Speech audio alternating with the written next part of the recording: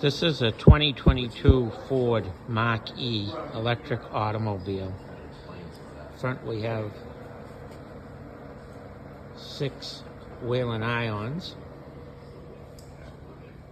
Whelen inner edge, a Whelen legacy light bar with the smoked lenses, the new Whelen X traces, ions in the side windows,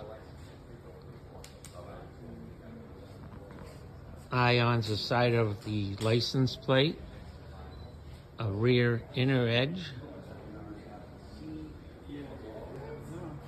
2 of the Whelen Argus remote spotlights. It has a handheld core siren switch control and a control for the Argus spotlights.